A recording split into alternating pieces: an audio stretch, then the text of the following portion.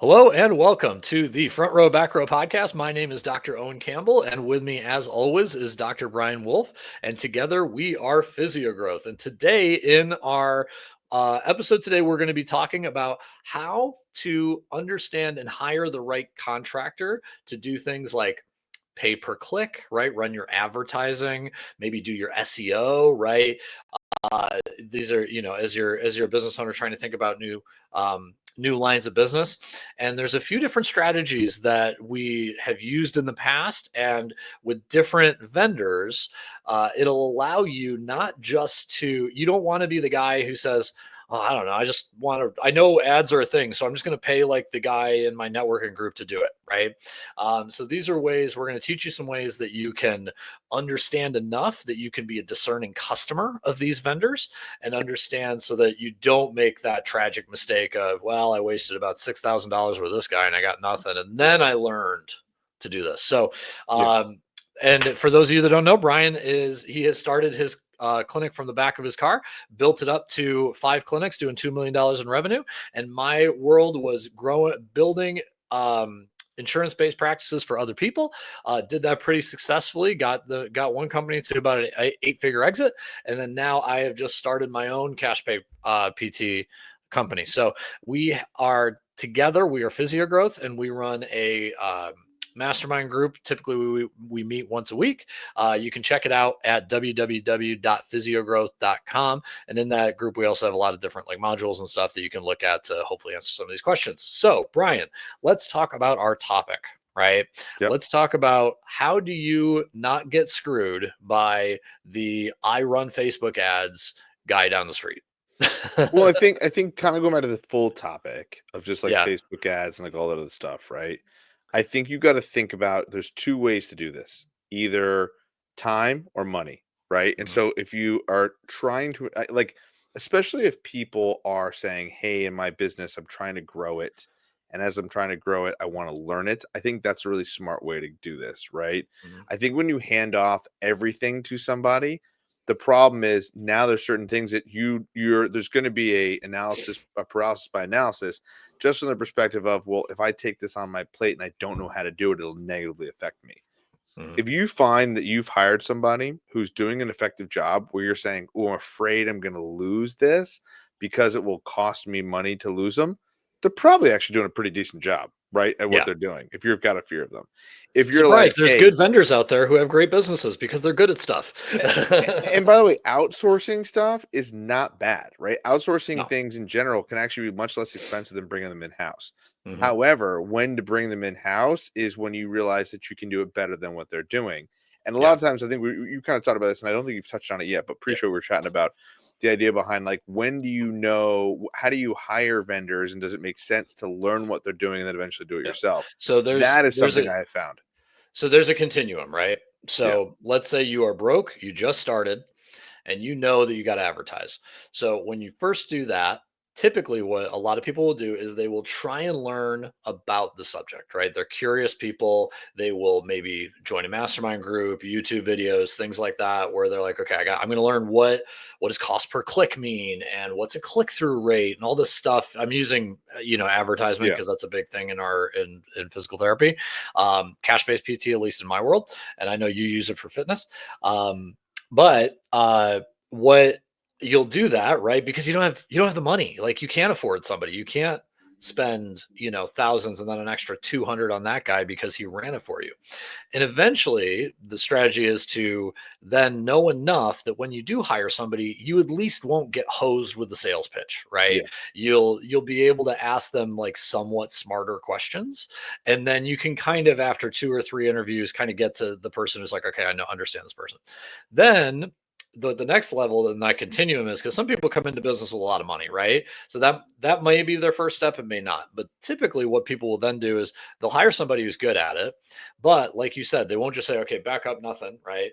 They'll ask questions. They'll figure out, what'd you do? How'd you do it? All that stuff. And then they'll learn how the good guys do it. And then they'll either do one of two things. They themselves, as the owner, will come in and say, I could do it better than that guy. I'm just going to do it myself and save the money. And they just accelerated their learning curve because they learned from somebody who's maybe not an A player, but a B player. right? So if the owner is a really like, I love marketing, I just don't know how to do it, hire that guy, take a few steps down the path, and then you become the A player, right? And I know I think you've done that with Facebook ads because you're running your Facebook ads now for a bigger, your bigger company, right? Yeah, I think the biggest thing when it comes to what I've done is I've really become again, we kind of filmed some other podcasts on this too. I've become somebody who's ruthlessly trying to learn more about customer acquisition, because I think that that's something that's really important, right? Like how to build better websites, how to improve your marketing on Facebook, Google, paid advertising. Originally, how we started with this conversation, and we kind of got to this conversation, was Owen's going on vacation. He said to me, "Well, how do we help, the person who's an entrepreneur keep growing their business when they're away from their business?" And Hmm. the answer is automation, right? Yep. How to advertise your services without you there, how to schedule those people without you there, right? We talked a little bit AI, how to work on optimizing those pieces for when you're away. So ultimately when you come back, your schedule is not totally screwed, and then you're scrambling like crazy to get people back on your schedule. So you're terrified to go away at some point again. Yeah. And so I think that's the piece that's super important, is how do I automate my business and make it more efficient to actually grow more without me, right? And so I Right. think that the big piece of all this is understanding customer acquisition in general. And this is why, like for us, employees who are the most valuable are the people who want to grow with us and help us with that acquisition. Those are the people I'm going to put more eggs in that basket and more money in their pockets, because ultimately what ends up happening is now they're part of that vision. And so if they go on vacation, I'm on it. If I'm on vacation, they're on it. And so Yeah. there's an aspect of how to build that properly. So Yeah. I think And a what lot of Brian's times, talking about is the last step in that process where like you learn it and then you hire good people, yes, right? So that they and can do teach it. them. They can do that high level stuff for you when you're not there, right? Yeah. So that to kind of finish what I was going on, that's that continuum. But like so then you're saying, okay, so how how would you recommend as a business owner to like make sure like would you follow that process, would you jump ahead in that, is there anything in that process that you don't like in terms of like do you think you could skip ahead maybe like I know for a struggle for someone who doesn't have money right now the only option is you got to learn it and try it yourself, Yeah. right? But like I was man, I get terrified because you're talking about taking a PT and like someone who's naturally a marketer, you know, pay them a little bit extra if they can do a little bit extra. But like, man, hiring a person, like hiring in-house marketing, it seems like a big step. I think that the reality of why it's important to learn it. So like we were talking about, pay per click and traffic and lead gen ads and that kind of stuff. The thing around advertising and why it's so important to learn is that if I were to outsource some of that stuff, I would be able to see what positive or negative impact it had, right? Yeah.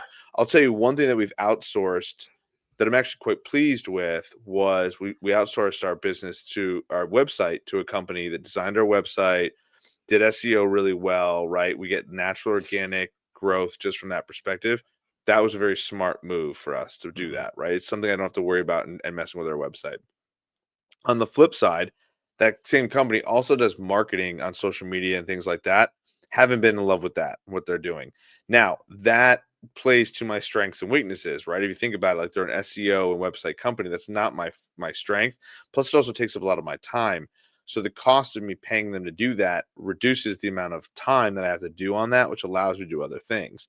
So in essence, if a classic thing for someone like you is as you're building your cash businesses, can I see more patients if I farm this out? Can I see more patients if I Hmm. farm this out? There's a certain point when you get to where I am where like that doesn't help anymore, right? Yep. But then what you look at is more effectively is how do we acquire more customers? How do we be more efficient?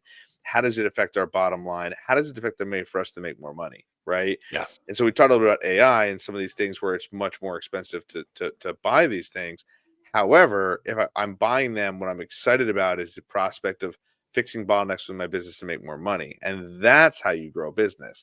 And so Yeah. ultimately you have to be evaluating that process all the time. So when it comes to, somebody learning it now, I'm a big proponent of leaning into the things that you enjoy doing, leaning Hmm. into the things that help you make more money within your business right now, because you're doing a lot of wearing different hats and wearing those hats. Hmm. And particularly the things you don't like and the things that are pretty cost effective, start farming them out one by one that buy back your time. I'll give you two great examples. One is bookkeeping. If your Mhm. books are a mess, you shouldn't be doing that. Just get it out of your system and go to somewhere else, right? Yep. Save yourself a couple hours a month right there. Yep. You can take on a couple patients that'll fix it. Two is, like I said, SEO and website, which I know you've done and you've Yep. outsourced, right? Yep. So it allows First you thing not I to have did. to worry about stuff. Yeah, you don't have to worry about any of that I don't stuff. know So it's anything about all done. And so what ends that. up happening is it allows you to optimize your natural organic growth. And now what Yeah. you can do, Owen, is you can focus on Google ads and Facebook Yeah. ads and different things from that, boots on the Well, ground marketing, and right? And I'm that thinking optimizes. of when you speak about books on the ground, everything. I think that's where I'm at right now, right? Where I now am busy enough that word of mouth of me just dropping into gyms and going to random things, it's going to get. I don't have the time for that. So Yes. now I'm taking that first step of optimizing of doing paid advertisement, right? Yep. So the ads can do the meeting new people for me around the clock, right? And I pay Google or I pay Facebook for that, right? Now, hopefully, maybe 3 or 4 more patients in that. Now, I enjoy doing that, right? So that's probably going to be something I keep. But if I wasn't somebody who likes tinkering with if I do this and I change this, how does it get me more results? That might be the first thing I'd pay for is just somebody to run my Google ads and I give them a percentage, right? Because then I can focus on, customer experience or, you know, hiring new employers, whatever it is, right? So I think that every step you kind of have to do what you were saying of like, what are the things I like to do? What are the things I really don't want to do, right? And what are the most important? If you don't have a website when you first start out, I can guarantee you, well, I shouldn't say guarantee because a lot of people do build businesses with pretty awful websites, but like Yeah. it's your storefront, it's your online storefront, right? Yeah. So like if you don't have a storefront and you're trying to sell widgets on the corner, like you're gonna have a hard time doing it, Yeah. So I prioritize that. So I think it's that prioritization thing you're talking about, and then eventually you'll run into stuff that you don't want to do, like with you with an SEO firm. Yeah, you could write a billion blog posts, or you could just have somebody else do that. Yeah. You Well, know? and your point going back to the website, right? And like I do know plenty of people who like operate their business without a website. But the Yeah, reality of like that stuff, like in physical therapy nowadays, think about yeah, it. Again, we were talking about this kind of before the AI was like, if there are 10 clients that are all searching on Google, that means I'm going 0 for 10 on those clients. I'm yep, just totally shutting down a sector of marketing that makes no sense. So like to yeah, me, it's such an important part of it because especially when you think about physician-owned clinics and all these different mhm, clinics that basically have physicians like referring to them, you're now praying that you're going to get part of those referrals, right? And that's the only way you're doing it. So yeah, I think what you're trying to figure out is how do I acquire different again, customer acquisition model, like how do I get more people in the door, right? And so that is what I'm always looking forward to is like how can I optimize it, how can I turn on the faucet to make it better. And again, like some of that stuff, we hired an agency that really helped a lot of our fitness stuff, and I think we've learned a lot of stuff from what they've been doing to the point where we think we can optimize it and do them better and have learned what they're doing, and now we're going to copy it to a certain degree and then run with it and try and innovate it, right? That is something of how you can also hire agencies that, like, again, those agencies we pay shit tons of money to, so it's not mhm, like it's something that I'm not investing in. But then you got to think of it that way. So the other part of it is to kind of take a glass half full approach on this is I don't think you can necessarily waste money when you outsource stuff, especially when yeah, you get sale. To your point about how do I get caught in the sale piece, as long as you're able to learn something. If I can mhm, learn stuff from that person and build and then also grow and do it myself, then in essence, it was worth the investment to a degree. yeah, I remember spending $8,000 on a program for me that I kind of regret doing. I won't lie. I didn't feel like I got the return on investment that I wish I got. However, the actual information that I put in there was worth the investment. mm, Because now I'm able to actually grow it. I still haven't made my money back on it, but I know eventually I will just because of the skills that I've built. But look, yep. here's the good news. If you want that type of tutelage from people who can help you grow and your business and help you do that without spending $8,000 instead, you can pay us $99 per month at physio-growth.com and go into our school group, and you can go to all of our modules, everything we've learned, learn from us weekly on calls. And guess what? You won't have to break the bank and spend that much money. So it Yeah, allows you to actually get all this information we've accumulated. So again, that's why Physio Growth is so valuable is you get to learn from us at a very, very like yeah. inexpensive cost. The whole reason we're doing all these podcasts and we're taking time away from our businesses and offering things like this for people at like a very reasonable rate is we just want your trust, right? We want to make we want you to trust us. We want to because we think we can really help people. There's so many conversations that Yeah. business owners that were just like, oh, like I probably made that guy like $3,000 just by like a conversation over coffee, right? So we're thinking, man, if we can help people, all the better, Yeah, right? And then just we just want to be a resource. So for check sure. that out, www.physio-growth.com. And yeah, hope to see you there. All right, Brian, Cool. we are out, my friend. All right, man. See ya. See you.